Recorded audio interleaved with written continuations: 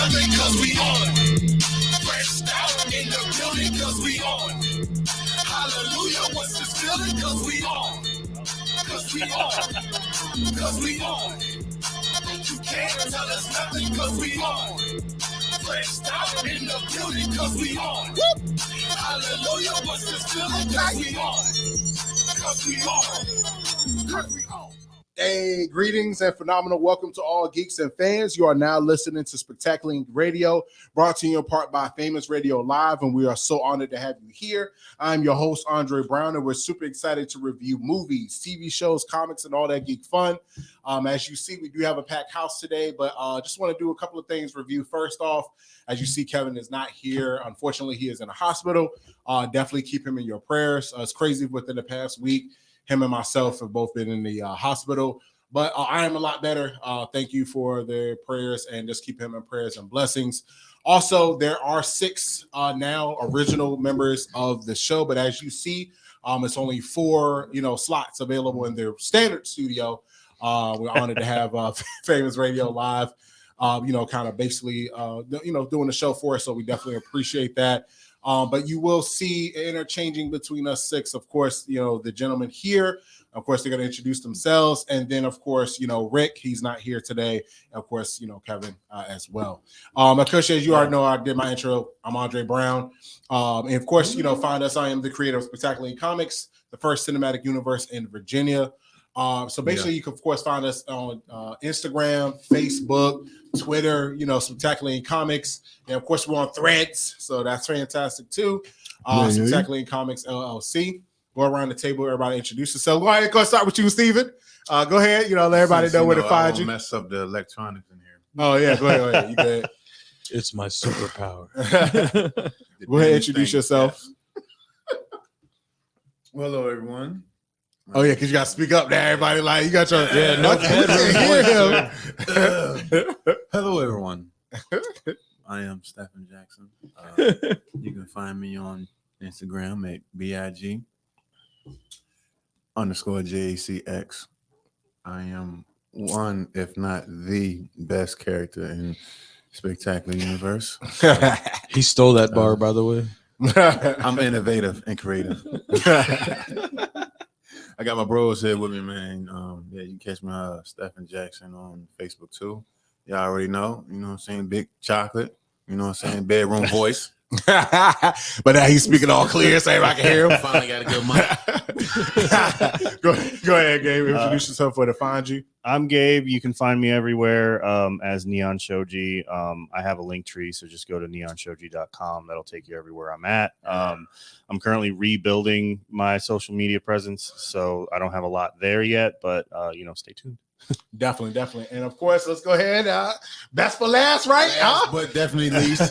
Don't kill it this I'm time. the most electrifying, most indestructible, most vile, most vast, most disgusting, most oh yeah, the cream of the crop, too hot to hold, too cold to handle. I am Warmind, the greatest character of all time in literature. Just kidding. But no, I'm Melendez Robinson. I play one of his villains on this show. And you can find me on the spectacular.com in the episodes and here on YouTube and Spectacular Radio. I don't have social media, so don't bug me. Definitely. So we got a lot to kind of go over when we get to one specific segment. It was crazy that neither one of us, that some of us tried. I ain't gonna tell you what it is. When we approach it, we'll let you know. And it's a funny story for me. You know what's funny? You trying to do that was almost like the first 6 takes of this. Oh yeah, exactly. It's funny. It reminds me of that now. You're like, no, I'm trying. So, but let's go. Of course, as you always, as you guys know, first segment always never change. Segment 1, Spectacular projects, let you know about everything we have going on, coming up, or whatever the case may be. So, topic 1, and only topic for segment 1. Is Behemoth Guild episode 1 in full production for Spectacular Comics LLC. That is one of our shows that is in production, fully casted, which I'm honored to have. The glorious cast I do have, and of course, a fantastic crew as well. So I'm going to go ahead and read the synopsis of what the show is about. What is Behemoth Guild? So Oh yeah. A narcissistic interdimensional warlord by the name of Nightfall Reaper has creeped into our realm, causing indescribable destruction. Using mystical and magical evil, he has created a threat that needs a special type of response team. That's where the Behemoth Guild comes in, created to handle mystical and spiritual threats. A group of exceptional individuals come together to fight against demonic forces. The show has started full production. Of course, we're going to have more updates coming soon. The primary cast is Ricky Carpenter Jr. Of course, as you know, he's part of the Spectacular Inc. radio family. He does play Phantom Face. Shannon, she actually plays Ebony. And then we have Gus Woodward. He plays Holy Sands. And then we have Carmen Collins. She plays Taya Scyther. And then we have Gina Patson. She plays Invisa. You can definitely check out all the characters. Actually, it's crazy because the whole breakdown is on Instagram and is on Facebook right now. So if you go to our Instagram, if you go to our Facebook, Spectacular Inc. Comics LLC, you can actually see the comic version of the actor or actress.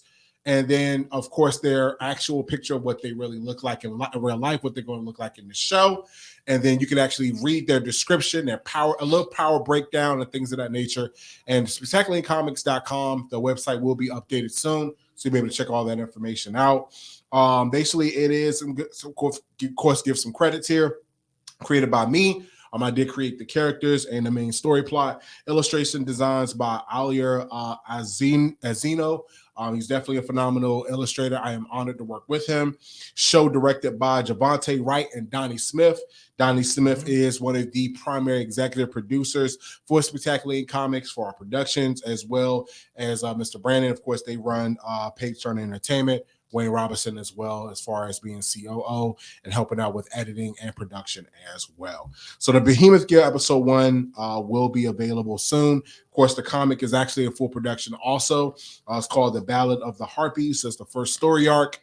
Issue 1 is in full production. So from what you guys know, so just the general information, and I know between you, Melendez, and Steven, I know you have seen on Instagram. I don't know if you saw our Instagram yet, or if you've seen these characters breakdowns. Okay, cool. So we can go around the table. And Melendez, from what you've seen and what you heard, I know you're part of the universe and stuff like that. And the crazy thing is that, of course, this team will be helping out because you're part of the Prometheus Circle. If you want more information about that, so you can go on our Instagram and our Facebook. All information is up there. So, yeah. Exactly. How are you feeling about the new addition to this show, to this team, and what's going on? Well, I tell you, like a man once told me, I forget which law it is in the book of 48 Laws of Power, but when you crush your enemies, you crush them completely. And so that's what we're about to do with the squad, man. You know what I mean? We got a good, solid team. We already had the good, solid team because I was on it, you know. Yeah. But, you know, for the light work, you know, like for War Miner and everything else, you know, they'll be good. You know, for those people, you know, I only deal with headlining acts. You know, but yeah, I'm excited to have new coworkers. Without giving any spoilers away. You know, I signed an NDA, people. I can't talk to them. And so, I mean, I know you got a chance to look at a couple of things to see how are you feeling about this new edition, and just some of the characters that you're reading about overall so far with the Spectacular Inc. universe. So I've caught the first couple of pages of Motion Man, and I briefly skimmed over what was it? I can't remember her name now. You're talking about Atomic Woman? Yeah, Atomic Woman. Yeah. I looked at that too. I saw the posts on Instagram, and like I'm just excited to be here. I mean, you guys are doing something that nobody really is doing, unless you're a big company like Marvel and DC. So you know, it's like a grassroots, like straight like you know, what's the word? Because you've got Marvel, you've got DC, you've got Image and Dark Horse. Like this is like the grassroots of a whole new like studio, whole new you know, publisher. Like this is great, you know, especially in this time of year where there's like it's 2023. Everybody's got the internet and stuff, but you know, you guys are still doing it just old school. too. Yeah. So that's I cool. appreciate that. Thank you. That means a lot to me. Steven, how you feeling about it and everything like that? Being part of the associates. How you feeling? Say that louder for the people in the back. Gosh, there's a lot of hate in this room. You feel that? You notice why they're called associates, right? So we don't associate with people like such as you, sir. That sounds problematic. What do you mean by that? Like I say, not even being biased, bro. Like, I appreciate everything that you're doing. You're giving me an opportunity to access my abilities as far as acting and being creative. I think you really have a brilliant mind, and to have all these things like simultaneously going at once. And I just love the whole universe. Bless you, sir. Oh, sorry. Excuse me. No, I'm not I'm allergic to BSing. false heroics. I knew it was coming. I knew it was coming. No, but yeah, always. Like I said, I love everything about it, and I like how I'm your favorite character, and I go in between all the I go in between everybody. It's like it's crossover, but I'm just that nice. I can do that.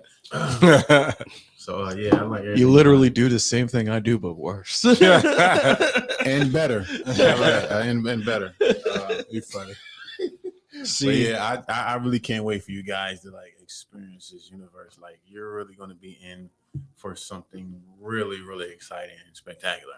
Yeah, appreciate that. Appreciate see, that. Andre, I'm Idris Elba, and this is John Cena. What? Oh. So he's funny. So let's go ahead.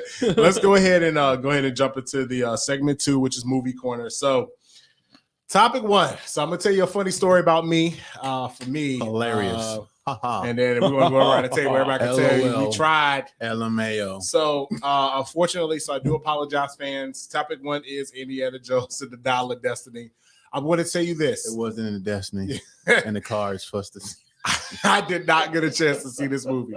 I did not. I am so sorry. So basically the week before last, I tried to go see it. I had a family emergency.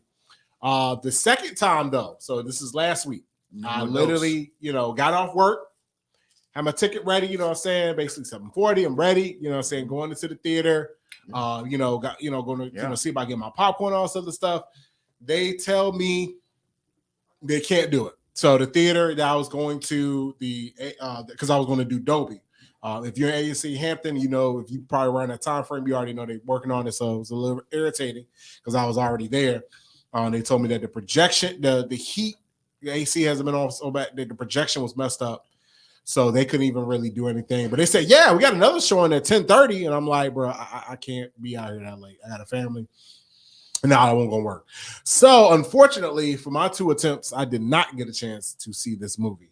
Melendez, let me tell you a funny story because I know he tried to go. I was like, hey, I was like, Melendez and Steven. I was like, y'all saw it, right, Gabe? They were like, nah, we ain't seen this movie. So let me tell you why I didn't see what happened was normally when I don't go see something, it's because I work a lot. And that's true this week. But I did have free time to watch some things. But it's mostly my fault, but kind of his fault. So look, he gave me 3 things I wanted, and we're going to talk about it later on in another segment. But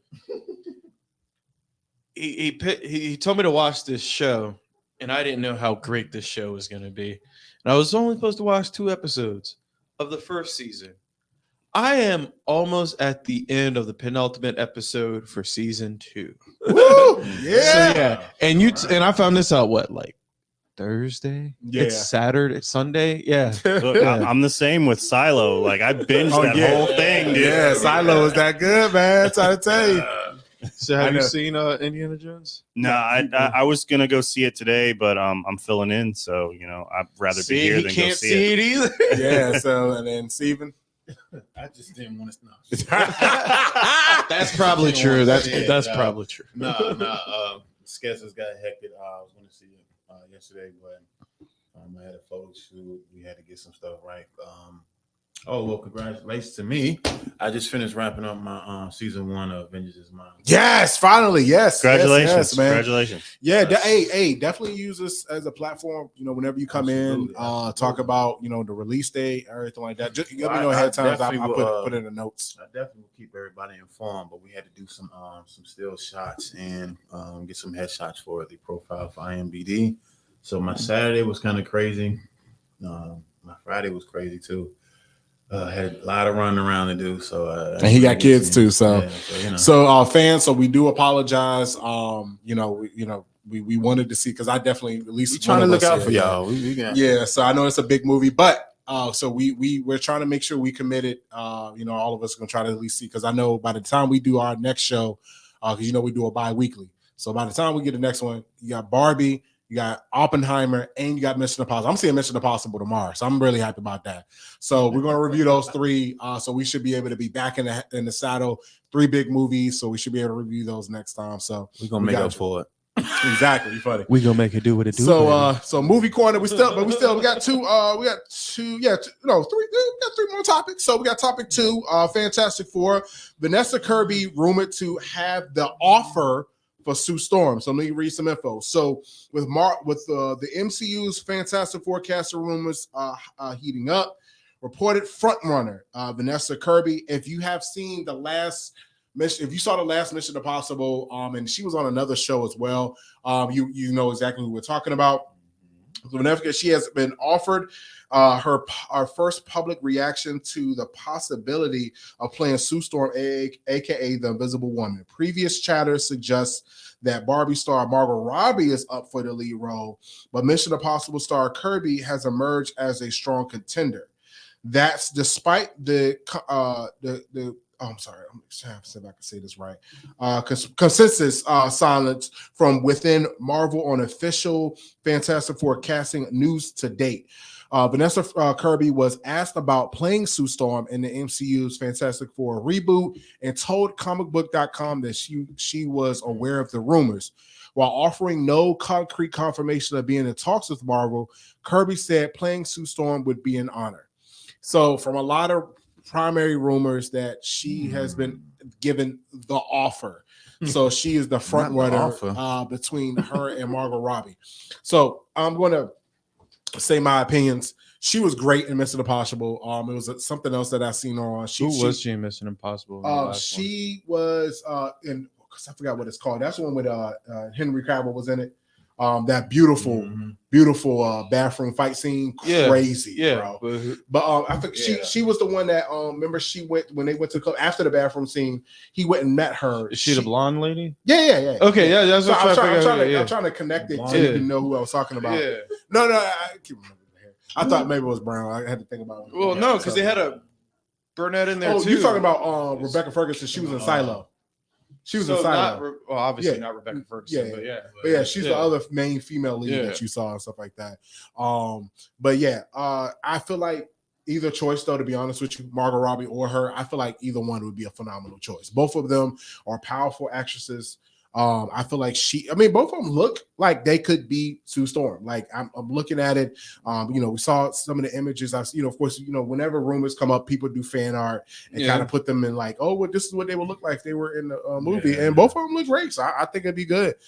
Gabe, what are you thinking? How you feeling about, either or her, if you've seen pictures of her or even Margot Robbie, or if you had a choice between those two, if Kevin Feige came up to you, was like, hey, between these two women, how you feeling who would be Sue Storm? I think we've seen enough of Margot Robbie. She needs to take a vacation. Jesus Christ. Oh yeah. She's like in everything currently.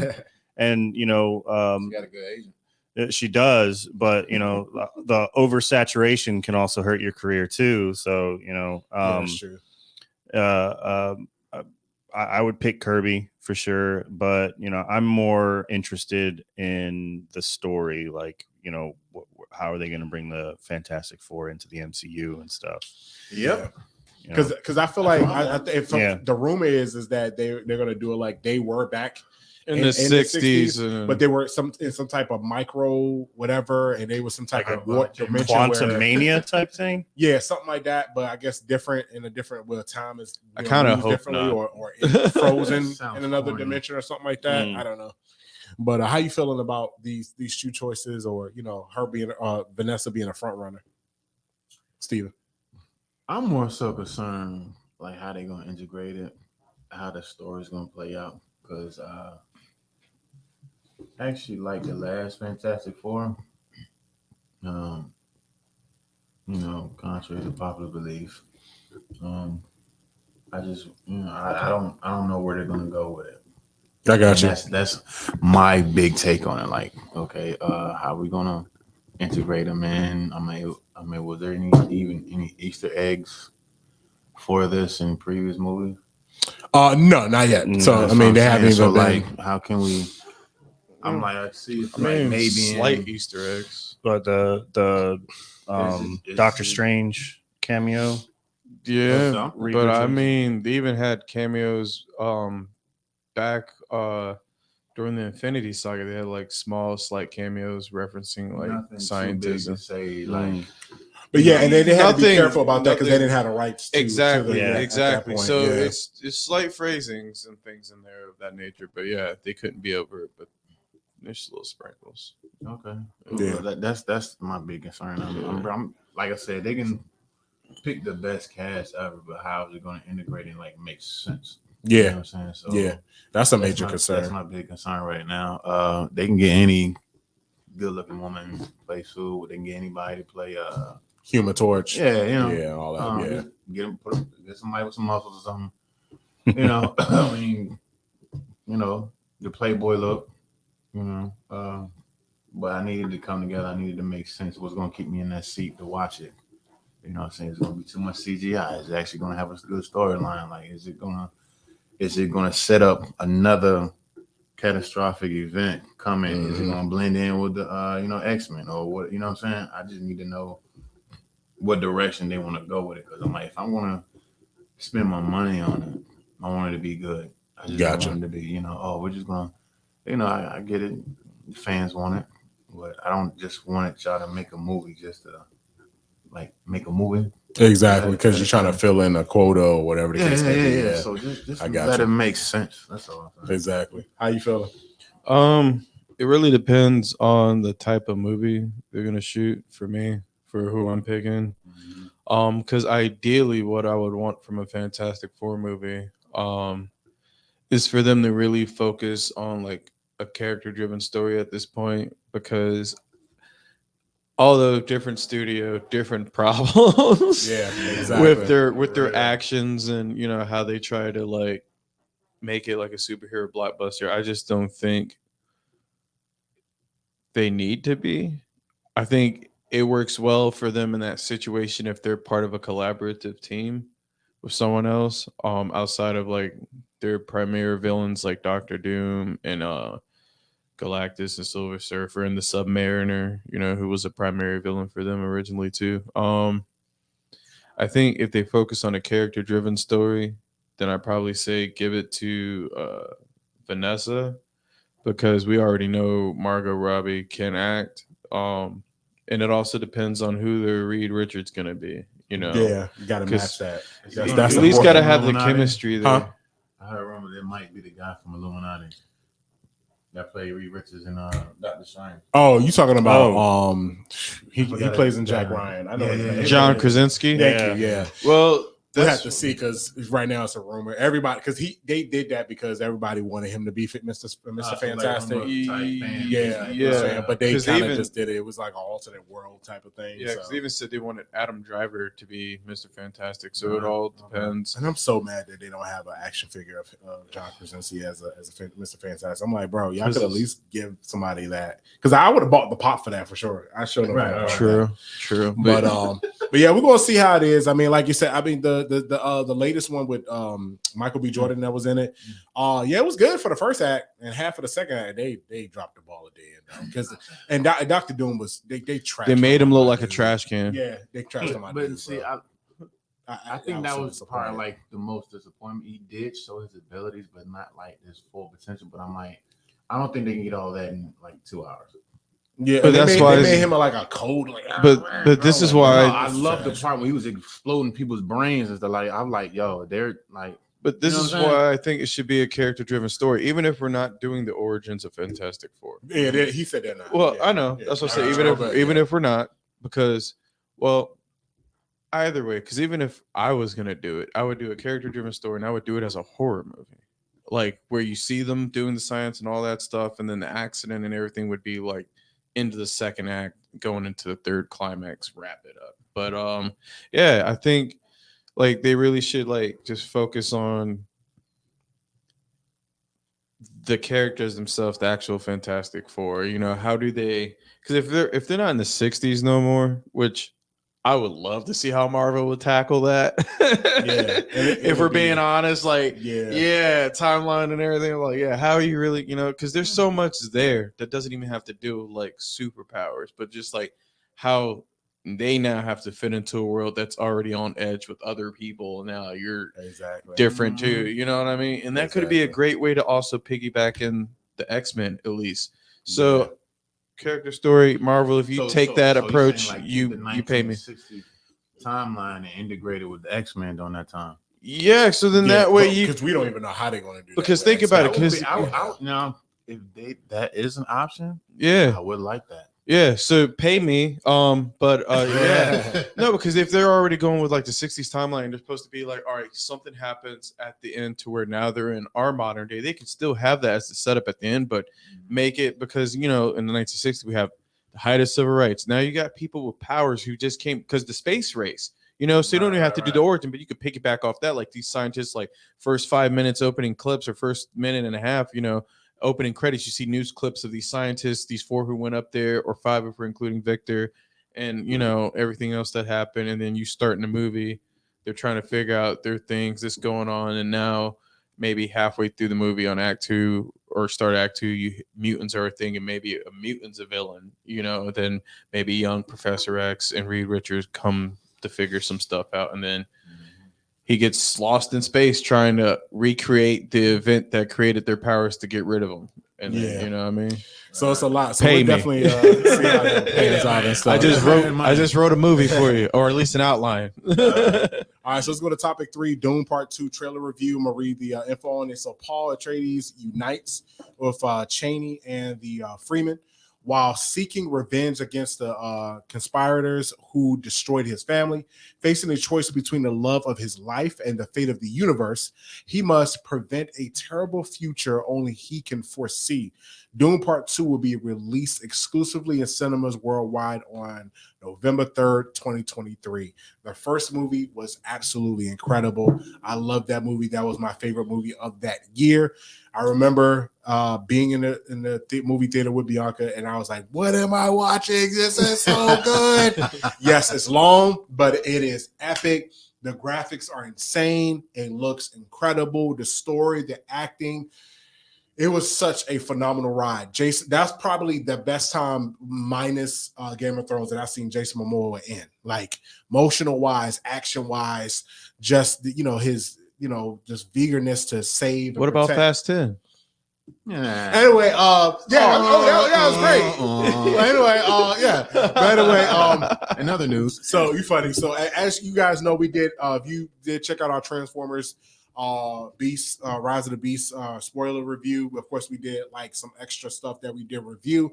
We did talk about our favorite 5 movies of the year so far. So if you watch that, you know what my list is right now. Of course, first 2 is Spider-Man Across the Spider-Verse and Air. That's probably going to get pushed down. This just looking at this trailer, it's probably going to be in my number 1 movie of the year because we're going to do our favorite top 10 favorite movies of the year. This is probably going to be number 1. That trailer was gorgeous. It was beautiful. The action was phenomenal. Zendaya, she's doing a great job. Man, just and then seeing Josh Brolin come back. Yeah, because I loved seeing him, because y'all seen the first Dune, right? The new one that came out. Yeah, you remember we saw him out. He was leading his people out to, in the fight and stuff like that. Which here's the thing, y'all sneaking in though. The fact that they did what they did, and the fact that he survived. If they had known they were getting attacked, I don't think that fight would have went the way they thought they was going to go. Probably they caught him not. off. They caught him off guard. Yeah, because he was Caught like, him he lacking. was like, yeah, he was like, we're gonna do this. They was like, Can't have the yeah. ops get you lacking, man. Can't Yeah. be naked in these streets. So this trailer was gorgeous. Dune Part 2 is going to be absolutely a thrill ride. I gotta see this in Dolby, or I gotta see this in IMAX.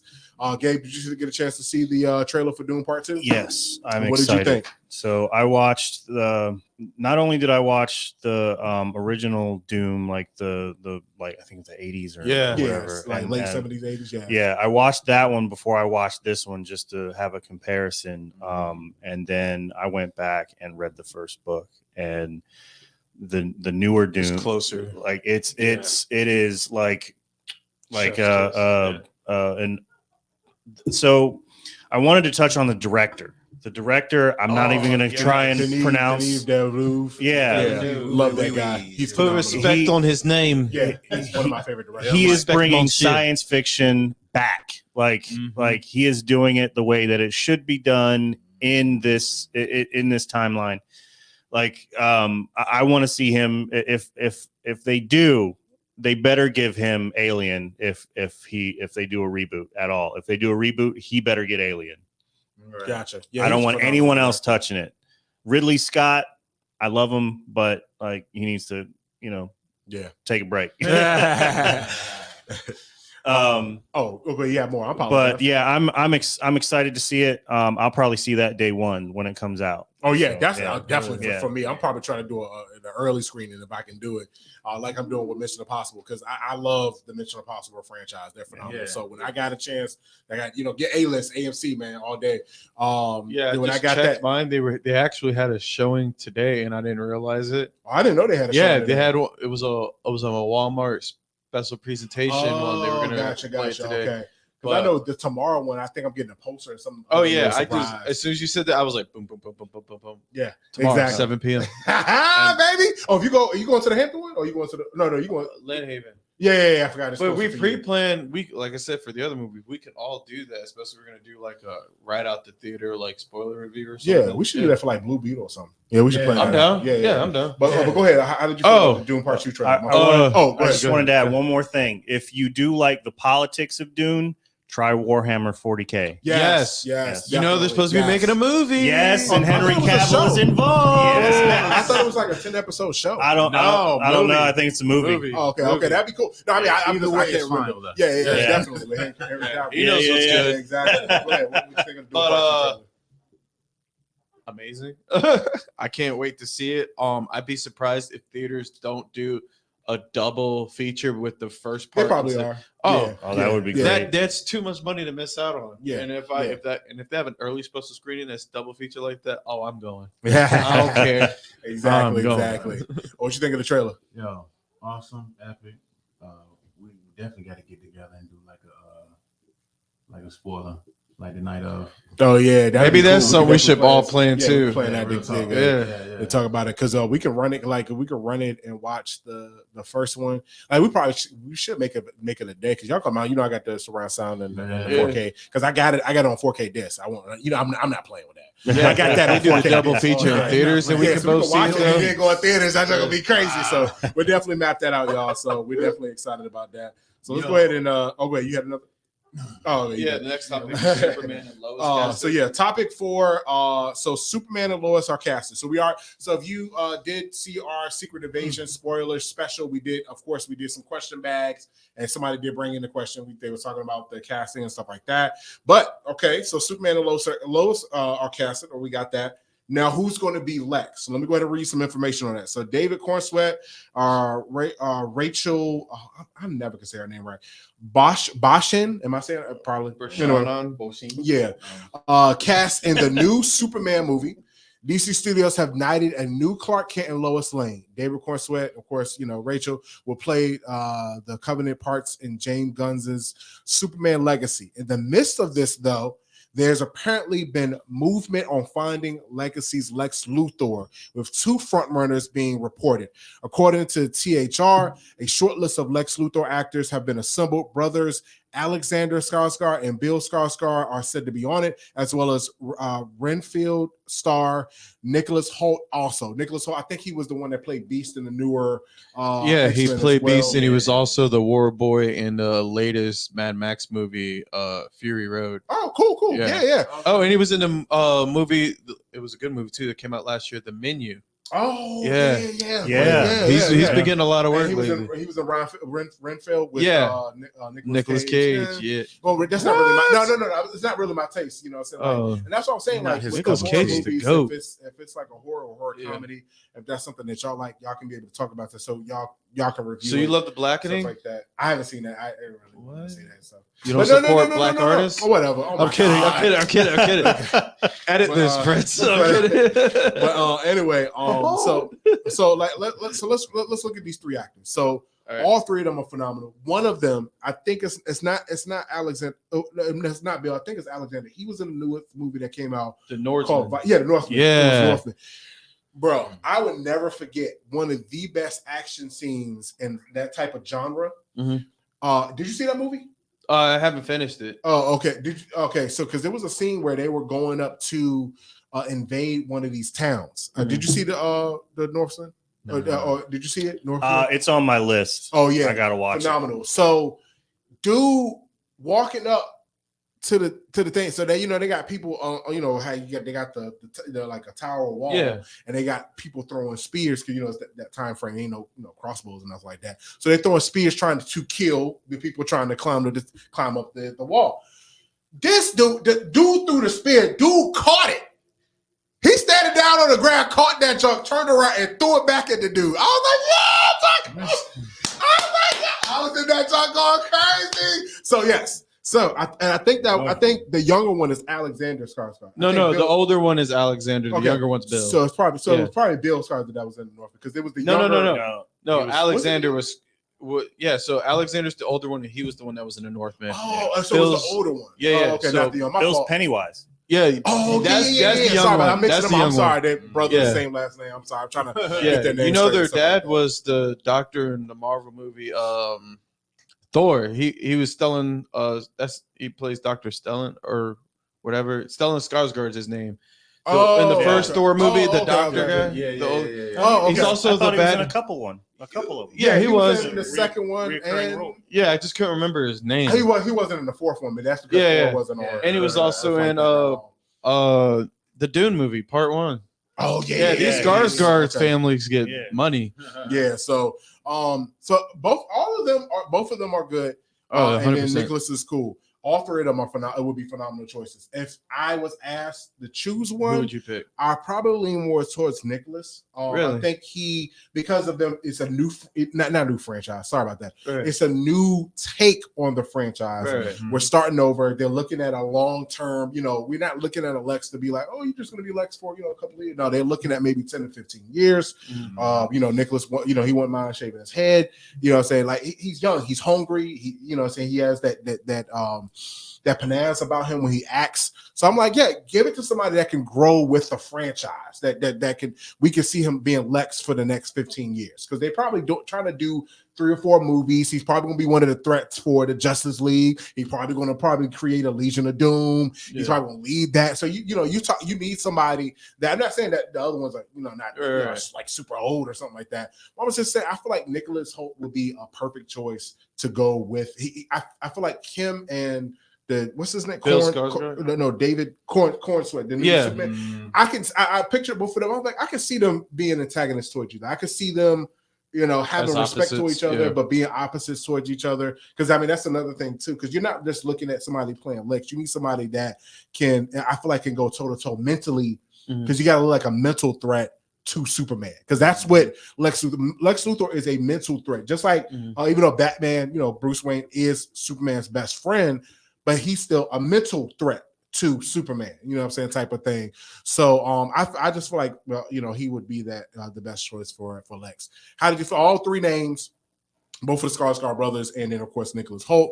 Who you think would be a good Lex Luthor for the new Superman franchise moving forward, and then of course the whole DC new universe? Steven. I don't know. I got you. So all three of them. He said like he all they wants to be acting? Lex. Yeah, I mean, I don't mind shaking my head. In the alternate universe, you know, the black one. I mean, hey, they did that The with, animated with series. Nick Fury because Nick Fury wasn't black at first. No. A lot of people don't, Yeah. unless you read comics. I mean, everybody just assumes that, but they used the Nick Fury from the Ultimates. Yeah. And when they did the Ultimates run, that's where they pulled And that. Nick that was the Fury one from. that was inspired by Sam Jackson. Yeah, Yep. and he was Yeah. like, you better give me that role. Exactly. Who else gonna do it? Like, it don't even make sense. It was made But, for me. Yeah. Literally.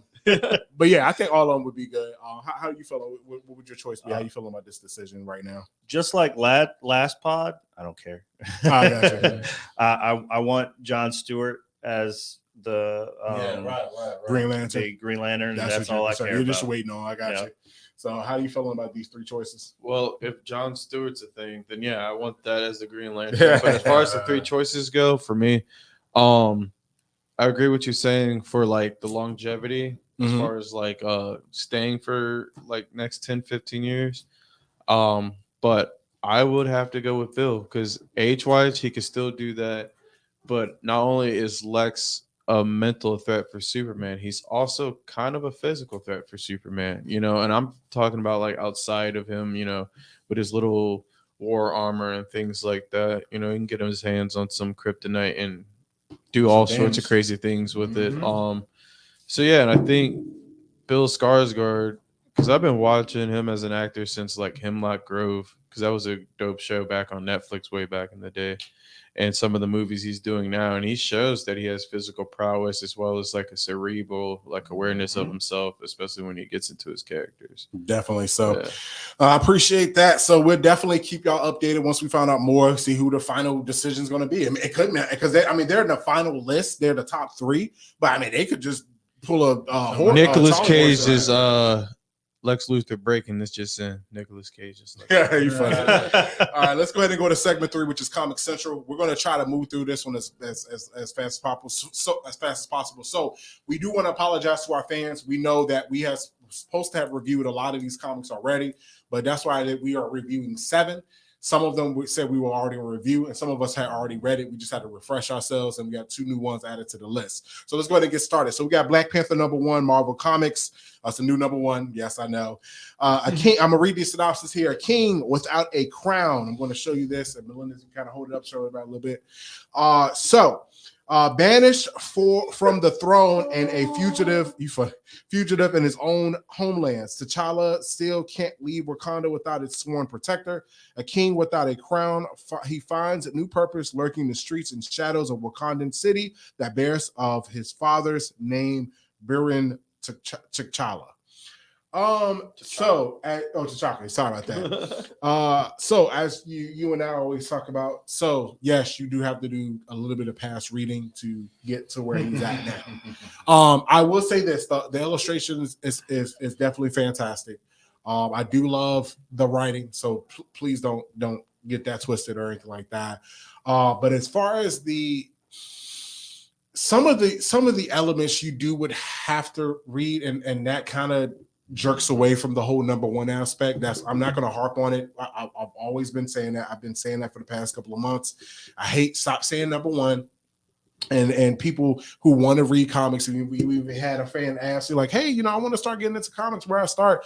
Marvel is you're horrible at these #1s, man. Because then if I'm just an average reader, I should be able to just pick this book up and be like, okay, #1, let me start reading this Black Panther, and then it's like, oh, well, how did he get to this point? I thought that, no, just, or I don't know, do a couple of pages at hey, this is like a preface. Yeah, something like that. I don't know. That's the only thing that downside. But this is an improvement. I do like this a lot better. Of course, the one thing that we do hate here is the new X-Men. I'm sorry. These #1s are trash. Because We're here now. We're here now. It's just, like I said, Professor X, he's not even in this wheelchair. Well, what happened? Oh, you got to read, 5 other books. And then, what's that helmet he got on? Well, you got to read 10 other books. Like, bro, I can't wait for X-Men 96 that's going to come to Disney Plus. I can't wait to watch that. But right now, for this one in particular for Marvel, besides the Avengers, which I can't wait to review #2, which they That's knocked it the out one the I park with haven't that. read. But Yeah. it's in the stack the whole time. Well, Anyway, I was looking at the other things. no, Then you and good. we were in and out. Remember? So how did you feel about? Oh, did you get a chance to read that? I didn't you get a glossed chance. over or whatever like I that. did. I did. Okay. So how did you feel about what you kind of saw? And then I'm gonna turn it over to you. To kind of review. The same. Like I have more questions than answers with the first. Like I wish Marvel's like the worst at getting trade paperbacks out. DC is all right, but like, you know, if that run before this one is over, like release a trade paperback so people can just get that thick book, read it, and then catch up. But exactly. I feel like they should do this. I know for me, I'm going to make it very, very clear when we get on a ball rolling with issues and things of that nature. I don't want a reset of a number one. I'm like, my thing is like, you can grab people in, let people put like a banner or something like, hey, new story arc, new team, you know, jump in, and then make sure you have advertisement when you put out like the little free preview books and stuff like that. I want to be able to do that too, and let people know, hey, in this preview book, hey, you can jump in here or you can do this. And then I'm going to have a couple of pages just to be like, hey, you know, this is about the character. If you don't know this about the character, 1 or 2, wrapping it up. This is how he got his powers. This is what happened. Boom. Now you're in. Instead of just people being like, oh, hey, well, I'm not king right now. Well, from what my understanding was, you're supposed to be king of Wakanda. So I mean, I'm an outlaw. Why are you an outlaw though? yeah, I don't what happened. Yeah, exactly. Well, read my other. Isn't this a number one? Anyway, how did you feel, Melendez? And then you go ahead, Steve. Well, you pretty much touched on most of the points anyway. But I do like the writing, and I think I said this last time. I did appreciate the illustration and the artwork on this. Yeah, people definitely took their time with it, and I appreciate that. But yeah, I'm not gonna beat a dead horse. Marvel, you heard it from everyone across the room. Quit doing this shit, please. How'd you feel, Steven? Double back and put last bullet in the horse. They'll stop doing that. We don't appreciate it, and we're gonna let it be known. Exactly. Stop doing it. Stop it. So Get help. Get some help. Don't do that. He needs some milk. So I am excited about this one though. I have talked about this a few months back. Okay, so this is fun. Let's show everybody. Let's talk about this. And this is IDW, so it's not Marvel, it's not DC. You know, we always try to go out new studios, see what other new stuff is out. Yeah. So TMNT, so Teenage Mutant Ninja Turtles versus Street Fighter #1. I'm going to read the synopsis here. When a prestigious martial arts tournament invites fighters to travel to Atlantic City and test their skills, the Teenage Mutant Ninja Turtles jump into chance to compete. But a big stage means big competition, and the world famous Street Fighters have shown in force to prove the medley of their psycho-powered fighting forms. As if that's not enough of a challenge, there are rumors of competitors disappearing, and the identity of the contest benefactors is shrouded in mystery. Don't miss the matchups of your favorite fighters as the half-share heroes face certain fighters like Ryu, Gao, Chun-Li, and more. I'm going to let you know now. I was really excited when I saw the promo art. The illustrator up there, his last name is Medell. I actually am friends with him on Facebook, which is crazy. I can't wait to get other funds so I can actually have him do a cover for Spectacular Inc. That'd be great. I love his artwork. The cover is great as well. The story to me it's a good setup. I mean, I don't really have much really. Of course, we saw Bison. He was talking to what's the Black Scientist Stockman. from? Yeah, exactly. So we got the good stuff. I like the Raphael and Gao fight. I think that was really good, and both of them have anger issues, so that kind of worked out and stuff like that. And then of course we got the little mystery going on. You got to add some type of elements, some type of good story because you have them fight. I mean that's one issue. You could just have 60 pages of Chun-Li versus Leonardo, and then Ryu versus Mark Evans, something like that, whatever. But I like that they're actually giving a story. It's a lot of mystery. I don't know what Bison's up to. I just hope that it's not another Batman with the Ninja Turtles and Shredder's doing something type of thing. I hope Bison is not like a repeat copy formula. I was doing this the whole time, like Shredder was with the whole Batman melts with Ninja Turtles thing, whole universe or whatever the case may be. Then my other question would be: so the Street Fighters in the same universe as the Ninja Turtles, or which begs the question, because that means there also would be in the same universe as DC, Scooby Doo. The timelines crossed. And the dimension. Yeah, he's funny. So, how did you feel about it? You're saying this is the Flash's fault again? First Flash. How did you feel about this issue? It was fun. I'm gonna keep it short, succinct. I liked it. I only have one gripe. I didn't like the spar between Chung-Li and Michelangelo, because I felt like it was kind of like still in Mikey's character, but kind of not, because I don't know. Because this is obviously probably like just a Elseworlds story or something like that. But I'm like, you can't have me think like the last Ronin and Mikey are the same guy, and then he's just getting like played. Oh, I got you. I mean, that's Chung-Li though. I mean, yeah, I get why. I would stand still for her thighs to be. And he's not in the same too. But I mean, it's still like. He's not in the same. He's not in the same mentality then, because he lost all his brothers and he had to do extra training. I get that, but I mean, he was still always like a formable fighter, though. For him to just be like literally just standing there, like. Well, he got kind of dazed by her thighs, Him and every other man, but like they all fight back. Nice legs. Yeah. Pilates. What did you think of this issue? I didn't know that I wanted a TMNT versus Street Fighter, but now I'm excited. The only gripe I have is they don't have a game yet. I know. There should be like a downloadable for Street Fighter 6. That'd be dope. Pay him. Pay him. But go ahead. Sorry. Go ahead. No, you're good. The only gripe I have is that they didn't let the Udon crew work on this one. I love the Udon crew. Yeah. Their art, their writing. Like no offense to this, but I'm like all the Street Fighter comics that I've read, I have all the Udon crew's art books. Like they're my favorite as far as Capcom comics is concerned. Gotcha. Shout out to Omar Dogan. You're my favorite artist. Do you read any other Capcom properties like Resident Evil comic books or anything like that? Mm-mm.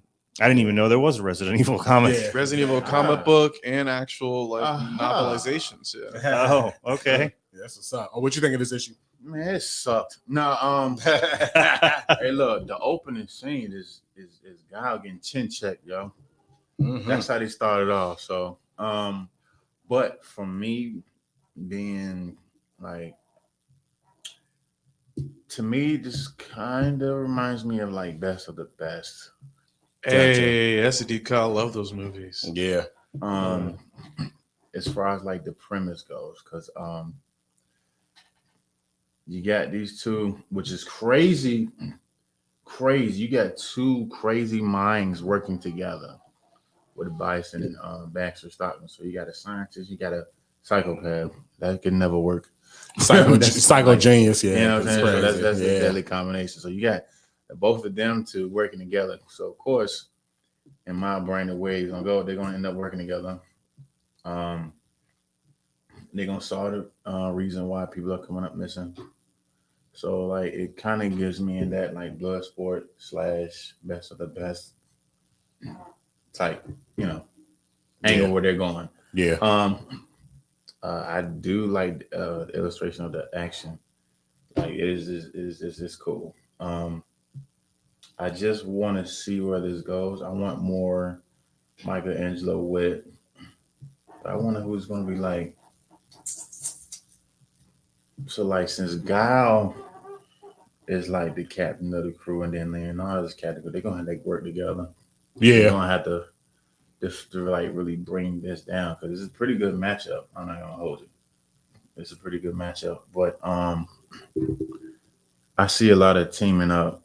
I see them teaming up to do once they it unravels, just see what's going on.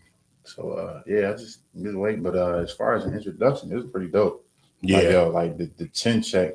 Yeah, yeah, like, bro, I opened it up. I was looking for some dialogue, man. And my man just, dude, Have y'all seen the Street Fighter animated movies? I've seen a couple of them. Yeah. You know what this one might slightly reminds me of? That. Now I'm thinking about it. The one where I think it might have been the second one where they and Bison actually wasn't in this, but it was like this scientist dude. He gets all the fighters to like this island and stuff, and he starts kidnapping them.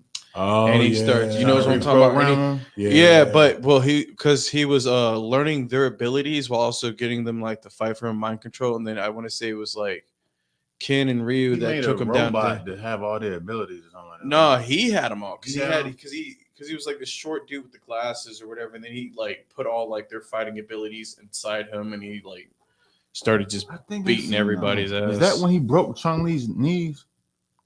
I think so. He put her in the hospital because they was fighting. It was her and Ryu. They was fighting. Because I'm not talking about the one where Vega put Chun-Li in the hospital. No. I seen that one. Yeah, this is another one where because he bent her like this, bro. He took Yeah, because her legs, because she was doing the upside down spin kick, and he dragged him. Yeah, and he wishboned her, bro. That's crazy. Yeah, that same movie. Yeah. So I think they might do something like this, where either Bison's either gonna mind control the fighters, or maybe he's trying to like absorb their abilities or something similar. I don't know. It's just it's gonna be interesting. We will definitely see how that pans out. So let's go ahead and talk about the next. We're going to topic 3, Green Lantern #2. DC Comics want to hold it, let everybody see it while I'm reading that. So synopsis: Hal Jordan's homecoming is off to a rocky start. Carol Ferris is this close to firing him from the job he's only just begged his way into. His power ring isn't exactly working right, and off in the shadows, Sinestro, the architect of Hal's current crisis, is waiting for the perfect moment to strike. Plus, the hard-hitting Jon Stewart War Journal backup series from writer Philip Kennedy Johnson and artist Montos heats up as the Guardian Jon Stewart and his team, the Watchtower, fall under siege from a mysterious new threat. They're doing fantastic right now. This was a number one that we talked about, as you know, so they gave us a little bit like, hey, this is how, this is his, this and the third. And then, so like to me, we did recommend this if you wanted to learn about, I'm talking about just, Hal Jordan's aspect. They are actually going to release a Jon Stewart. Jon Stewart will have his own run as well, where you can actually be able to see it. But it's a beautiful thing to see how they handled Hal, introduced them, and be able to gain, what's going on. Number 2 just continues that greatness. They actually show you when he actually was fighting the other character from the first issue. And then, of course, you saw Kilowog, which was cool. They were hanging out at the little, I guess it's like a little mobile home or whatever like that. They were talking that he, flew up and lost. I want to see more in the movies. He's only ever in the backgrounds. Yeah. He trained Ryan Reynolds is one, but we'll see how this all works out and stuff like that. Yeah, that one doesn't exist. Andre. We don't mention that one. But yeah, I'm loving it. I'm loving where they're going, and I'm looking forward to seeing what they're going to do for the future of Green Lantern. For the basically for the story with Hal and the War Journal with Jon Stewart. I think that's a beautiful thing, the little side story. But I can't wait for him to come to the forefront and get his own. How did you feel about it, Gabe? Did you get a chance to gloss through it and stuff like that? I didn't get a chance to read this one. So. Okay, I got you. How did you feel about it? Got a chance to gloss through it? I like it. It's interesting. Definitely keeps me wanting to see where it's going. But you brought up an interesting point with the side story of like Jon Stewart. If he does get in his own book, I would love to see like a team up or a crossover. Yeah, because they always work well together. Like I say, that 50 run of their rebirth, I have all 50 issues. It was just incredible. Like that team did.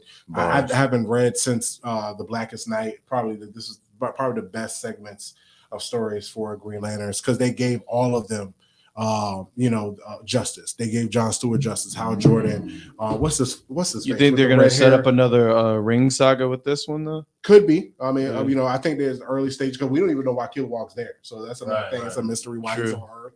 What's Sinestro doing? He was in the back, chilling. So what is he up to and stuff like that? So we're definitely gonna see. What's his name again? I keep forgetting. It's one of my favorite characters. He got red hair. He got a potty mouth. You know what I'm talking about, right? The Green Lantern with red hair. He's just, or either red or orange hair. He's definitely got a mouth on him. He really doesn't like follow rules, like talking about it. But he's one of my favorite ones. You know what I'm talking about, though. I do. don't know I his just name. can't get Yeah, I his can't name. get his name right now. But yeah, that's one of my right favorite. That's one of my favorite character Green Lantern characters as well. And then of course, you got Kilowog, and then I forget that he's like a chicken looking one. I know him. Yeah. I like his character too. I thought that's who you were describing at first, and he's like, "No, red hair." I'm No, you thinking good. bird. And of Guy course, Gardner. Yeah, thank you. God, oh Who? my God. Sorry, comic book. Yes, it's Guy Gardner. Oh my Yeah. God. I know you yelling. I'm sorry. Stop yelling at your monitors. I know who it is. We worked a just- lot. yeah, They were it's just, old. but yeah, don't because I remember the panel where he actually fought. Yeah, he actually fought one of the Yellow Lanterns, the big guy. Yeah. He fought them with no rings, and that guy respected guy. Which issue was that? You know what I'm saying? Like, yeah, what's up? I remember that issue. I love it. Nerd. But go ahead. Because I'm a nerd too, so it's whatever. I know. That's why we're allowed to say it. It's our N word. Yeah. But go ahead, Steve. What you think? Did you get a chance to gloss through it or watch it? You mean read it? Read it, yeah. Bro, it was right here. What about a mic, man? Steven, what are we talking about? Didn't you You just gotta be talking to the mic. Yeah, no Yeah, I bedroom didn't get a voice, man. chance Yeah. I can't hear him. Oh my God. Why is he always trying to seduce my ears?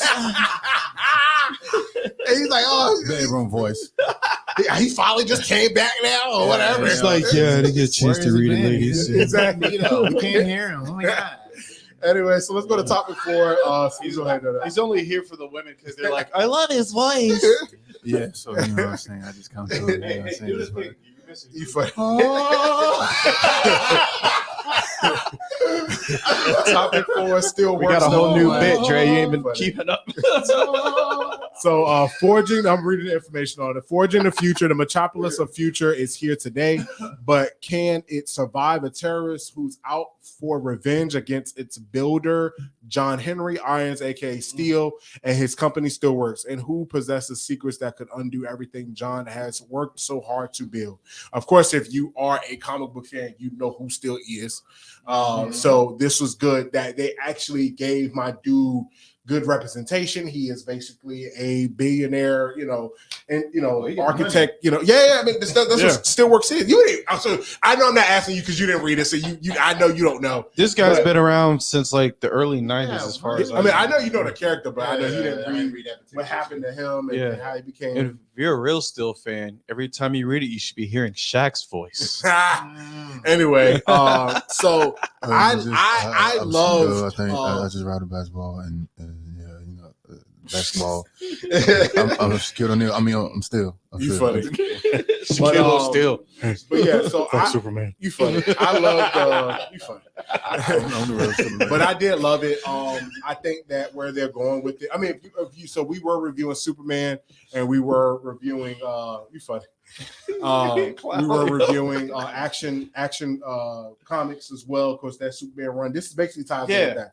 So I like that they was able to tie kind of bleed through the whole action comic aspect and stuff like that. Seeing about they talked about the attack with Metallo and Superman and everything like that. I mean, just keep it short and sweet. I think it's a good introduction. The fact that they did tie it in, but you didn't have to read the action comics, but it did help. You didn't have to. But it did help that I did read that. We did review it and stuff like that. I mean, they're so far in now. It's kind of hard to try to. I have it. I'm still kind of reading it. I'm kind of behind, but so this one was just a good introduction. I know number 2 is out now, but I think it's good. I mean, I think it's a good story. I did like the illustration way better than the Icon versus Hard. Yes, illustration's way better. Which we still talked. Well, was that recorded when we did that one? Yeah. Because it had so much potential. I just wish they gave it better treatment like they would do for everything else. Exactly. Yeah. So, and this artwork was definitely beautiful. Did you get a chance to gloss through this or? Yeah. Okay. So how did you feel about it? I liked it. I'm actually a fan of the character. And I legit do, unfortunately, or fortunate, whatever side of the coin you are, read it in Shaquille O'Neal's voice. Sometimes it's funny for me. Sometimes it's like, cringy. Get this man an Oscar, Well, no, because the writing's good. They're not writing for Shaquille, so I'm just like, I got you. suspension of disbelief. He's not really that prepared, It's like save the day. I'm gonna save the day. Fuck Superman. Superman had my ass too. No, I haven't. I didn't even know about him, so this is my first time. You don't know about Shaquille O'Neal, this man still Superman. Let's make sure we get through this. We got questions we got to get to. So let's go ahead and talk about. So you go ahead and hold it up.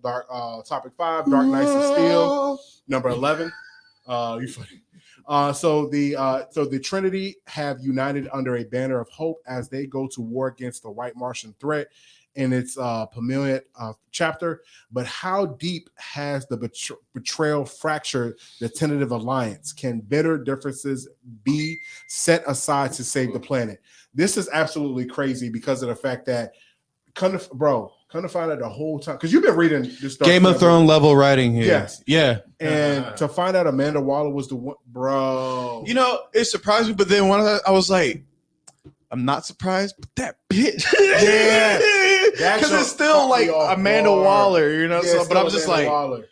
how the Yeah, she played 40 chess. She played, everybody. I'm like, bro, you freaking kid. She knew about the White Martians and didn't say nothing. Even was acting like, oh, it was them. All right, did you, at one point were you ever just like, man, it's really not her? When everyone was like, yo, it's probably this bitch. Where you're like, it can't be. No, she's innocent. Then you're sitting here like, I'll never defend you again. Exactly, man. Amanda Waller get on my freaking nerves, bro. She's such a great character, but that, that reveal was crazy. This book, I mean, if you're not reading The Dark Knights of Steel, you are doing yourself a disservice. This is a Elseworld phenomenal hit. I wish it was canon though. Yeah, as far as medieval and stuff like that, it's crazy. Do you get a chance to gloss through this? I glossed through it, like, full disclosure, Wonder Woman's my favorite DC character. So okay, but all right, yeah. I didn't know that this was a thing. So I've been out of the comic game for a long time, and I need to catch up with y'all. But you'll be doing yourself a service. I might need to get that trade paperback. Definitely. Because I have all 11 issues. It is a page turner. I'm always excited about trying to read this. Whenever they drop it, I'm like, this is the first thing I'm reading. So did you get a chance to gloss through this or? I plead the fifth. Nah, you funny. But yeah, definitely it's a phenomenal read. Let's go ahead and jump to topic 6, Superman Lost number 4. Superman, go ahead and do the thing. Yeah. See, he's on it now. Superman. That's not Superman. That's not Superman. Superman Lost number 4. Superman faces a moral dilemma in Superman Lost number 4 when he's offered a way home, but doing so will leave an alien world at mercy of interstellar pirates. This one, of course, as you guys know, we've been tracking this one since issue 1. Superman Lost is the best side story from their, because you got Superman, you got Action Comics, all the other stuff, but this one is really good. Right now, of course, then the major decision of him either getting home or protecting this, of course, race. He's like, I don't know, billions and billions of miles from Earth. And he's like, oh, I could go home. Or, of course, he's going to do the Superman thing and protect innocent lives. So, of course, he chose protecting innocent lives. We don't know how it's going to, pan out beyond that point.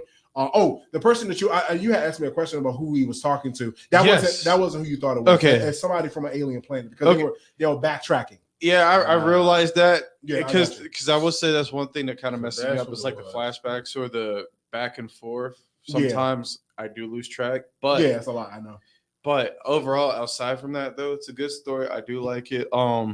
That is a very Superman thing to do. That's why I'll never be Superman. Because if I had the option, I'd have been like, well, it's going to happen anyway, whether I was here or not. So I'm going home. Exactly. Get good. So what did you think of it overall, though? Oh, man. Overall, I like where we're going. Great pacing, especially being on 4 books out of 10. I don't feel like it's lulled or had too much downtime in any particular section. And it still keeps me, like, intrigued. Like, sometimes, and this could just be me as a reader thing, I have to keep in mind when we're doing a flashback and not, at least I read it, but but yeah, like I just didn't have the opportunity to read it. That's fair. But as long as I keep in mind what's present, what's not, then it's solid. Oh, what did you get a chance to read this one or no? I read some of the summaries. Gotcha. I'm not. I'd have to read it. Just in not a order to fan of follow. Superman. Yeah. Oh, No, I don't like Superman. it's funny. Did you get a chance to gloss through this one, or I was lost. That's good. the entire time. oh, he said he was lost? What? I lost. I was lost. He was lost. Oh. because he- So yeah. Ah, you funny. No, but Look, I already go ahead. told you, so don't yell at me for that one. Oh, no, you fine. No, you good. Go ahead. no, just recently, I don't know if y'all guys are hip to it though, but there is like an anime style of Superman now. We talking Yeah. about, that's in the Yeah. list. I already sent out the Oh, notes. We're talking about it in segment stream I lifestyle. That's what I'm trying to hear. I'm sorry. No, you good. I'm trying I to hear him jumped get the to gun. that now. So, Alright. so So yeah. Delay that. Don't you didn't hear that from me? hey, last one for for this topic, so that way we can catch up on these all. Now we caught up on all the comics that we were supposed to review. Topic 7, the Avengers #2. You go ahead and do the thing. You funny. So the Avengers find themselves with a rare gift, foreknowledge of the dangers coming their way in a form of a deadly tribulation events. But can this information be trusted, and can even Earth's mightiest heroes triumph in the face of cascading disaster? This was actually really good. Of course, we talked about the number one. That's how you do number ones. We talked about that. So we're on number 2 now. Though, I ain't gonna hold you. Yeah, this is really Nah, good. but Exactly. So I will say this: my favorite, and it's not even an action scene. I told you this when you read it. The scene with Falcon and the truck driver. Yeah. That's a heart to heart, Joe. That was really powerful. That how he was saved good. his life and told he was going to save 48 lives. The fact that information came from Kane, the Conqueror, and then he died. Which Kane died, we don't know. But anyway, he was talking to Captain Marvel. You're like, yeah, sure. But anyway, but the fact that he did save lives, did that information there, so there's a bigger threat coming, of course. I think who she chose to be on this new Avengers conglomerate is definitely a great choice. We're going to see what the future is going to hold. Her leading it is definitely fantastic. I love everybody saving, different individuals. Of course, doing the back and forth. They actually do a good streamlining with that as well. Steven, I know you right there because we were talking about that one pin. Just in general for this one, how did you feel about it? I actually like this one. Like I said, the fight between Kang and Captain Marvel was good. The information that he's trying to give up. Of course, it's a plot twist because what the hell is he giving that information up for anyway? Like I said, I also like the heartfelt, the Falcon and the truck driver. I think that was pretty dope. Of course, the fight scenes. You hear that too? No, that's me. My fault, y'all. Oh yeah. Yeah, I was just checking in on Scoops. But you liked it overall, though? Overall, I liked it, man. It was cool. This is a good read. I actually like where this is going. Like I said, this is not all over the place. It's not like Judgment Day. Yeah, that's still to this day. It was an event called Judgment Day. They did last year. That's why I was gonna pick with them. Straight. The pictures the images look great. The illustration story was trash. Yeah, it looked great. All over the place. I'm like, If you pick this up, you can actually figure out where you're at. yeah, Okay. you don't know. Like some of the internals are hanging out with X-Men and other ones. Oh, you got to read such as bro. So you mean I got to We're read not like doing that. 10 other issues just to even understand what's going on in this event? Because it was a crossover event between the Eternals, X-Men, and the Avengers. Made no sense. It I was didn't too know that. much, and it was what we only read 1 out of the 6 Yeah, part. I we didn't were read it. nah. I'll skip that one then. Yeah. All right, so let's go ahead and jump. Segment 4. Of course, this was just letting people know. So spotlight of the day. So if you have a small business or project and you would like to be on the show to promote it, you can definitely email us at spectacularradio@gmail.com. We can definitely set up a time. You can actually come on the episode, be up here with us on that. So segment 5, streaming lifestyle. Topic 1, Warrior special seasons 1 through 2 review. So episode 1. Episodes 1 through 2 on season 1 on Max. So let me go ahead and read some information. If you do not know nothing about Warrior, which I'm gonna let Melendez kind of talk, because I'm just gonna give a brief and then we're gonna go into it. Yeah. So a radically motivated murder acts as the catalyst for police Sergeant Big Bill O'Hara, who's tasked with leading a squad to maintain order in Chinatown. After some probing, he decides on the men to do just that.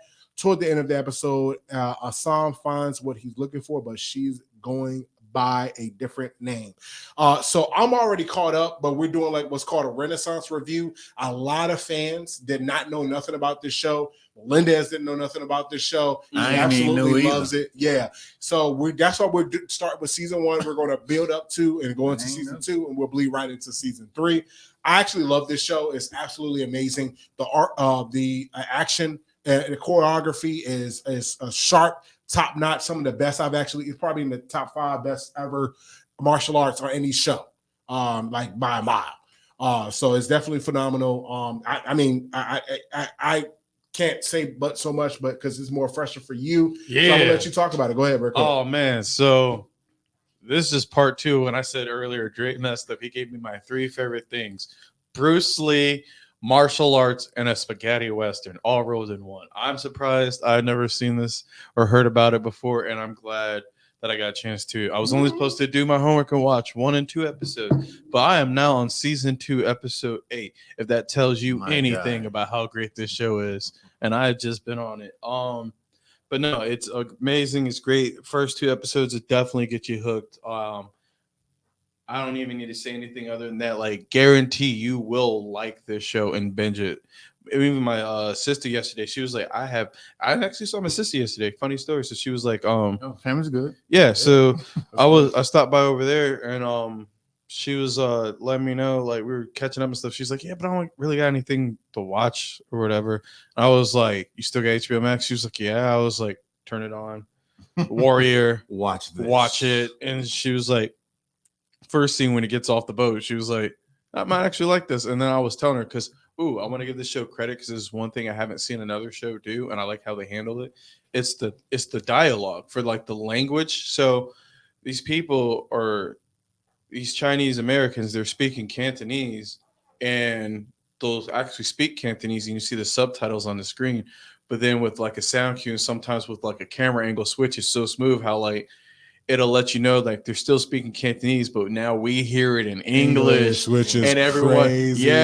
how it switches around is so smooth. And then other people are talking.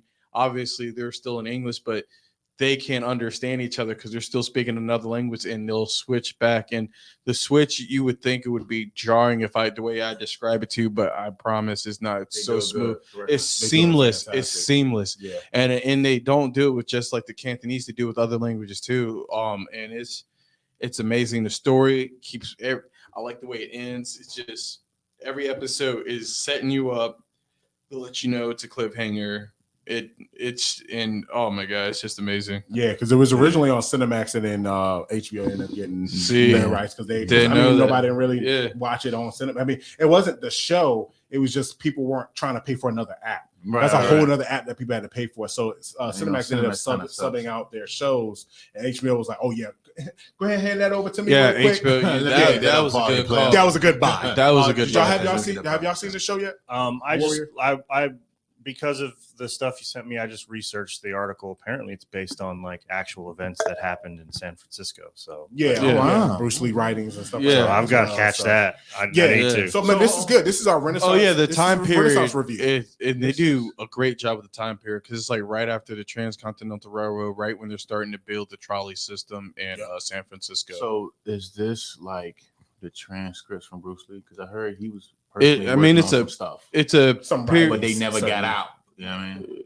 So it's based on his writings.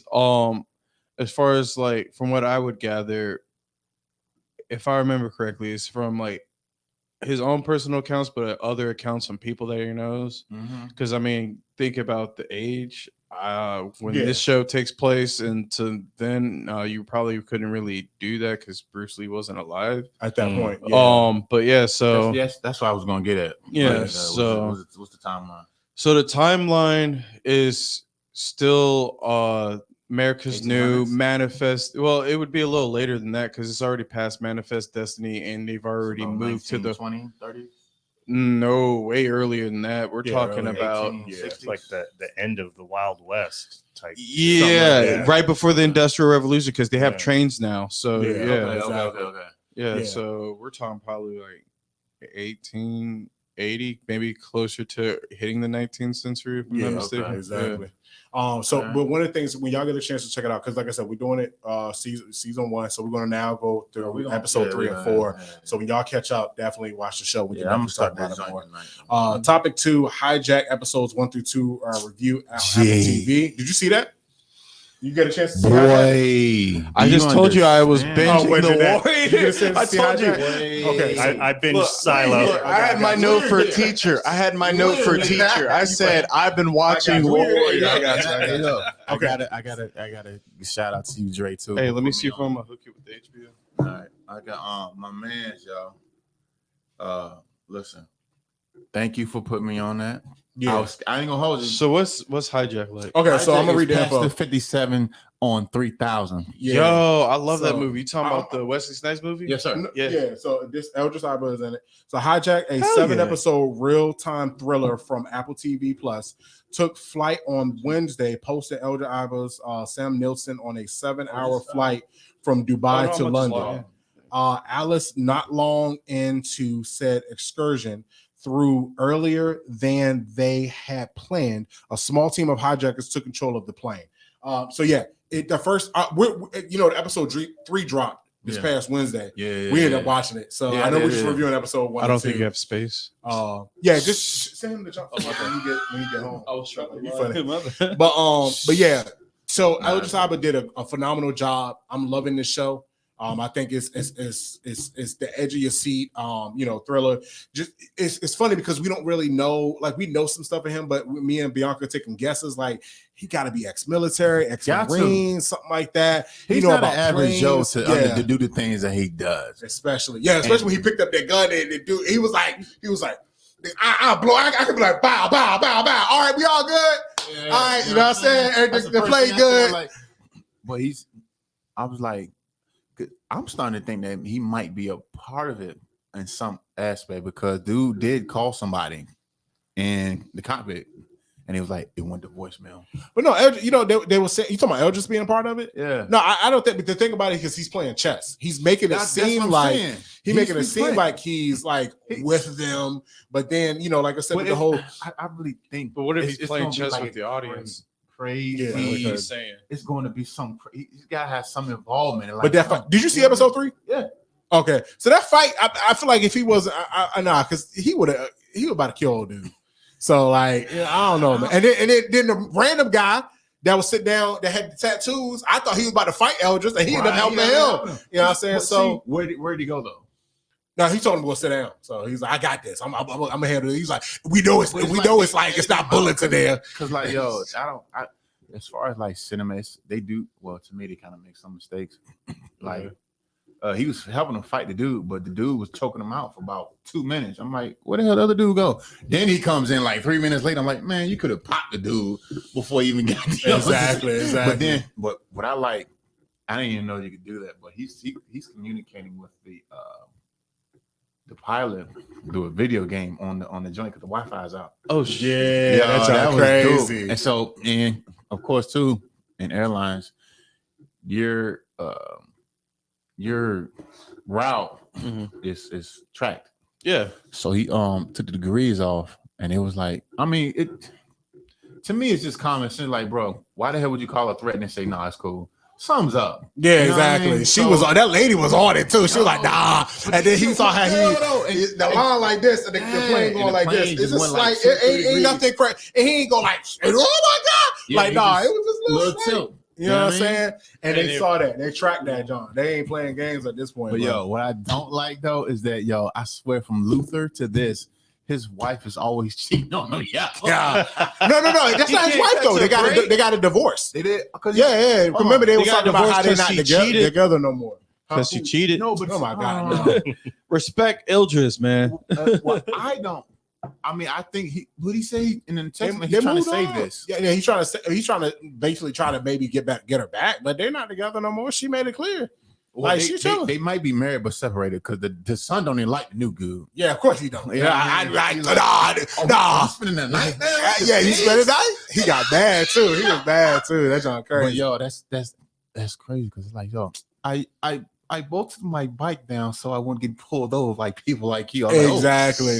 That's not crazy. But as far as playing chicken, like he could have popped the captain, but come to find out they were blanks.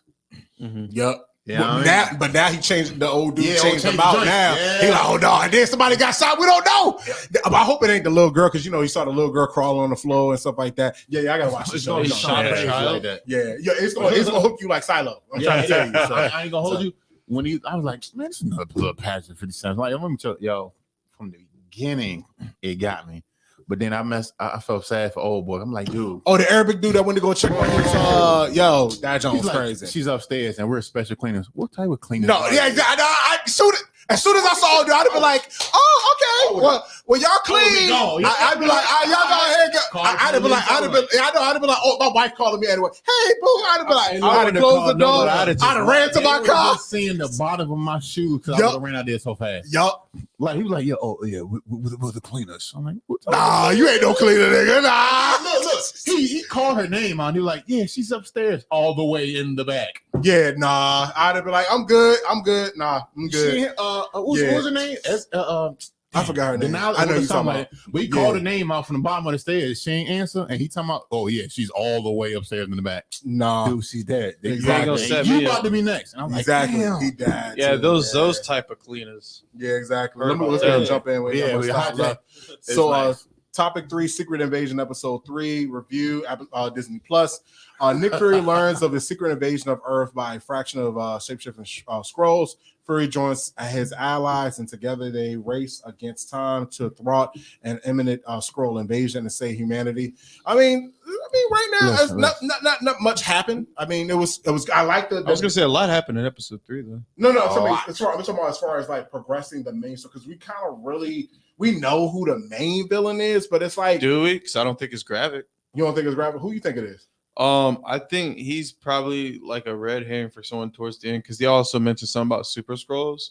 Yeah, so either Gravik becomes a But Super is that Skrull, what he's or trying to create, though. Yeah, he already had the power of See what I'm extremists at the saying? end. You know what I mean? Is this Group, is one of he, the powers. Yeah. You know what I'm saying? So, like, when he said the Super Skrull, is this like his organization that he's trying to get? Because he had the scientists in the joint, they were trying to make Super Skrulls. Yeah, but here's and that's another piece of evidence why I don't think he's behind it because let's look at the Skrulls, right? So they've been here since the 90s.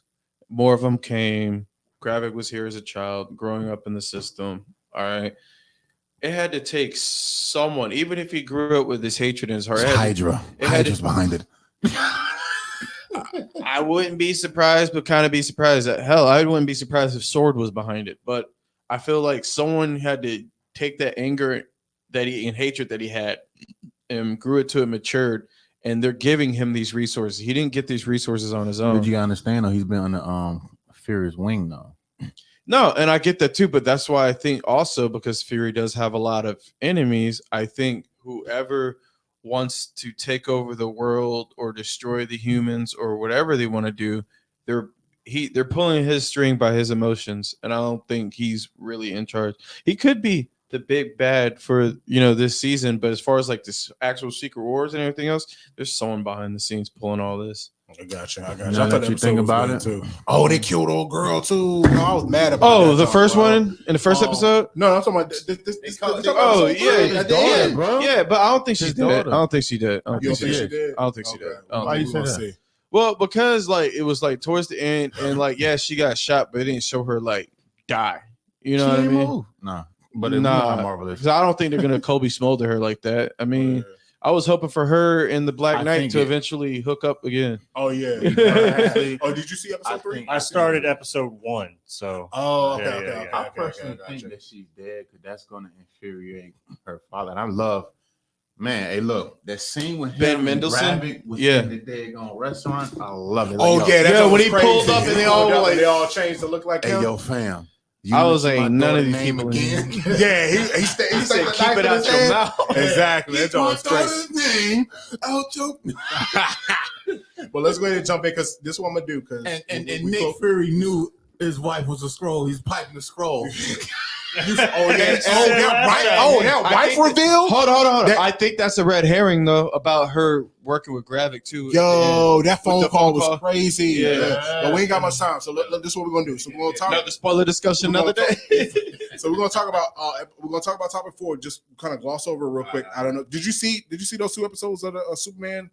My Adventures. Did you see it? Did you see it? Okay. You were watching Warrior. So this is what we're gonna do. So I'm gonna gloss through that real quick, and then I'm gonna let you talk about Quit shaming me. Cyberpunk 2077. What you expect for that, and then we'll just kind of gloss through questions and go from there. So let's do this in a couple of minutes. So topic 4, My Adventures with Superman, episodes 1 and 2 review. It is on Max. It comes on Adult Swim first, and then the following day it does come on Max. Let me read the synopsis. The story follows Clark, and he builds his secret identity as Superman and explores his own mysterious origins. If you know anything about Superman, it's the paint by numbers. I mean, it was pretty distant. It's like Superman in the anime form. He's younger. It's more hip to the current generation. I'm gonna let y'all catch up because I do want to dive in more. I wonder if it's gonna be maybe a Hal Jordan may pop up or a John Stewart Green Lantern. Maybe Batman may show up. Catch up. I mean, what I'm saying is that we're gonna review episodes 3 through 4. But I want to talk about it with y'all because the episodes are only like 20 minutes long, 22 minutes. Because I can crunch all 4 tonight. So so when next episode comes out next Friday. So they're Friday releases. Yeah, Friday. Okay. So next time we're gonna talk about all episodes 1 through 4 and see how we feel about it and stuff like that. We're going to go ahead and jump to Gaming Power real quick. I want you to talk about what you're feeling about the new stuff for Cyberpunk 2077 expansion, what you're expecting, just kind of in a glossed box. Yeah. I've already pre-ordered it on Steam, so I'm excited. It's basically they've pretty much said that it's like basically a reboot of the game because they've touched almost every single aspect of the game and either fixed something or changed it. They've already confirmed that when you start up your old save, you're going to have to respec everything because they've changed everything. And then if you haven't played in a while and you just want to play that one part, you can actually start a whole new game and start at Phantom Liberty after, I believe, the Arasaka heist, the hotel heist, and then you get Johnny Silverhand because he has to be there for that stuff. Other than that, like, they've got my expectations pretty high. They've adopted a lot of the mods that have been out there, like the revamped police, being able to shoot out of your vehicles. All those were mods that ended up getting put in the actual game, so I'm really excited. They had a lot of stuff that they had cut out due to time constraints and crunching. Yeah, definitely. But one of the rumors I heard, since you were touching on it earlier about like the reallocating of points and specs, do you think they're going to add a 6th skill? Because there's always been that blank skill there. Yeah, they confirmed it's the relic skills. Okay, it's a new skill tree. You can only get that from there's like a new chick that's supposed Songbird. Songbird's the one that helps you with that. Apparently she figured out a way to help you with the engram inside your head, and I think that's tied to the relic abilities that you'll get for that. You think we'll get an extra ending showing where V can actually be cured of the engram? They confirmed that there's a new ending, maybe more than one ending depending on what you do. Okay. So I don't know if it's going to retcon the other endings. But I don't know, because in a way, depending on which ending you go, it retcons the other ones anyway, like the devil ending. But I hear a lot of people like their favorite one is the Don't Fear the Reaper one, which you got to do like some specific things for like Johnny in the conversation when you're out by the junkyard to get the ending with him. What you're talking about, the suicide mission one where it's just you and Johnny? Yeah, but before you do that, you have to have a conversation with them at the junkyard. One of the parts where he's like, we ask you about taking over the body or something. You have to be a dickhead to him, be like, no, because you're just a piece of crap and all this other stuff. And then he's like, well, just give me another chance. And you give him another chance and it unlocks like but don't pay the So rebranding. on the PC, they figured out that it's like almost like a romance percentage. Like you have to do certain things throughout the time that you have Johnny, not just that part, but it has to do with the entire like quest line and everything. All of that, you get like a percentage, and I think you have to have Johnny at like 75% to get that ending. But I mean, my favorite is just leaving Night City as a nomad. Riding in the car with Pan Am, just looking out the window, like, I'm gonna love these last 6 months. It's the only happy ending for Judy. That's the only happy ending for her. That is true. That is true. So we appreciate it. Actually, we are out of time. So this is what we're going to do. So I know segment 7 is question bag. We did have quite a few questions that we were going to try to go over. But this time, so what we're going to do is, I'm not sure if y'all are going to be free, not this upcoming Saturday, but next Saturday, we could do a Mission Impossible spoil open review, and then just kind of go ahead and do, like a question bag special, knock out some questions, and then just kind of geek out about Mission Impossible, talk about some of the older Mission Impossibles, and then what we thought of the new one. If y'all open for that, we can definitely do that, the following Saturday and do that. So we're going to do that. So that'll be the day before. Yeah. Because, I mean, we'll all be in, we can do that at, we can do that at your place. Yeah. Because you're in Hampton, right? Oh, yeah. What? You know my place. Yeah. I'm in Hampton. So, this guy. What day is your play? Your play is? The 29th, July 29th, I am doing a stage play at the Norfolk Masonic Center. Let me make sure. I have 2 showings at 2 and 7. I play at Detective Sykes. It is called Shackles Lounge. Yeah. And it's set at a 1930s 40 murder mystery, and it's great. 20 seconds should be all right. That's cool. 29th. Yeah. No. We were talking about action. But that's cool. I'm glad you got yourself a promo. You saw it, man. He was like, I just told you. Just said he don't listen. He don't be listening, man. But yeah, so we're going to do that. So we're going to geek out with y'all. We're going to address a lot of y'all questions on the next one. And it was 1 or 2 not segments, 1 or 2 topics that we did not touch on. We will touch on when we do the Mission Impossible review. So you heard it here first. We're going to do a Mission Impossible spoiler discussion question bag special.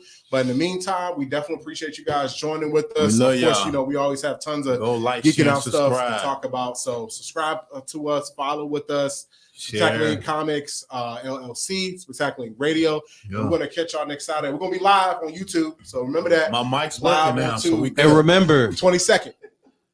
Pancakes are great. Waffles are stupid.